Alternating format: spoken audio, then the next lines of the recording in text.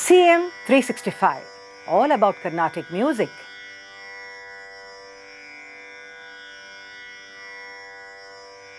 Recently, one Rasika asked me a question that if Carnatic music is so much about improvisation and extempore singing, how is it that in duets, that is duet concerts, the synchronization happens between both the musicians? So today I thought I'll share something about duet singing. And here, the first thing to observe, of course, is that in many of the duets we see that it is a brother's combo or a sister's combo or the father and son or the mother and daughter and so on. Now, the first point here is, of course, that when the two are coming together, they should share a common shruti, especially in vocal music. Whatever be their pitch, they have to arrive at some common shruti so that they can sing together. This also applies to instrumental music. The second thing, of course, is that they have to be brothers or sisters because that gives them the advantage of being together, of learning under the same guru, and also spending hours of practicing together. That advantage you get only when you are both belonging to the same family. Now, in this, of course, so many duets come to your mind, and many of them have been so successful as performers. But one exception to this, whatever point I was saying now, is the Alathur brothers, Sri Shivasubramania Iyer and Sri Srinivasa Iyer, where both of them learnt under Alathur Venkatesha Iyer.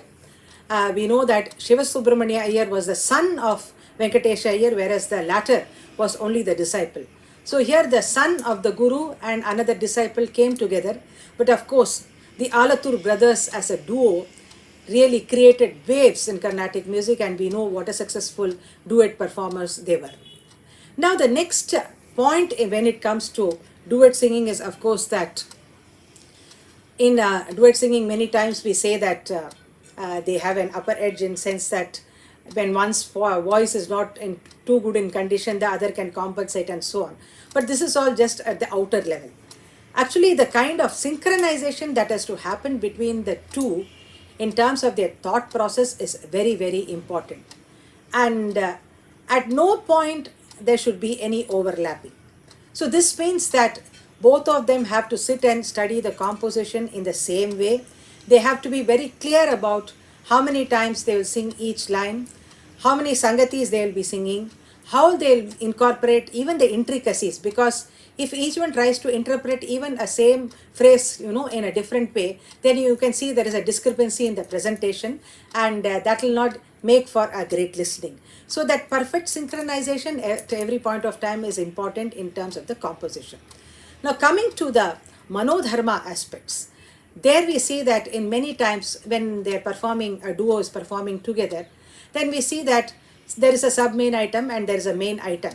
So probably if they're in a concert, they're going to present Hindolam and Shankarabharanam as the two main items and sub-main item, then probably one of them in the duo will, they'll sing the Hindolam, the other will sing the Shankarabharanam. But sometimes we also see that in the main raga alapana, one of the singers in the duet, they will take that particular alapana to a particular point, and from there on the other one will take on, and he will proceed, and then he will go to the Tarasthai and finish it off and come back and round off. Here it is very, very important that though each is an individual here, the alapana form as a whole should be presented as one coherent whole. That is very, very important. And though they may have different imaginations, they both have to gel together, come together, and ultimately for the listener, though it is two people presenting the same alapana at different points of time, it should appear as only one particular whole. And that's where we see that a lot of practice, a lot of thinking has to be done by both of them in terms of how they would even devise the manodharma aspects. In Nerival and Swaram, of course, we see the exchange between the two and followed by the violin interaction. But here also we see that either they should follow similar lines or they should complement each other beautifully. That is very, very important. It's not that both of them will take different paths and do whatever they want in terms of their imagination. Then there won't be any synchronization, and the joy of listening also gets very, very diminished. Now in the case of vocal music, we see that voice is God's gift to mankind. So each one of us have a distinct voice, and Even in duet singing, you see that both the singers are endowed with different voice quality in terms of their timbre, dynamics, volume, texture, and so on. So when you listen to two voices coming one after the other, it makes for very interesting listening. In the case of instrumental music, probably you would see that when there is a father and a son combo, here the instrument is the same, probably the tonal quality also may be similar to a great extent. But of course, the father being much senior, his own thought process, his own age experience definitely reflects upon his playing, and there also you're able to see a different kind of a contrast. So what I want to emphasize here is that though it is the same music, the content is the same, how it is produced when two people come together is what makes the duet singing very, very interesting and enriching. Sometimes the duets may get extended to three, like we see in the classic combo of Sri Lalgudi Jayaraman sir, who used to play for many years with his son Krishnan and daughter Viji, or the another violin maestro Sri T.N. Krishnan, who played for many years along with his son Sri Ram and daughter Viji.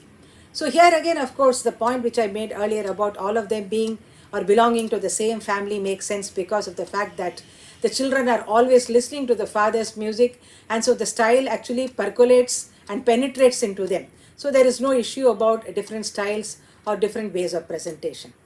Thus we see that duet singing is very, very interesting aspect of our Carnatic music, where you see that though the thought process is only one, it comes out through the medium of two voices or two instruments, or vice versa. We could say that though there are two voices or two instruments, ultimately it is one thought process that blooms and comes to the audience or the listener. CM 365, all about Carnatic music.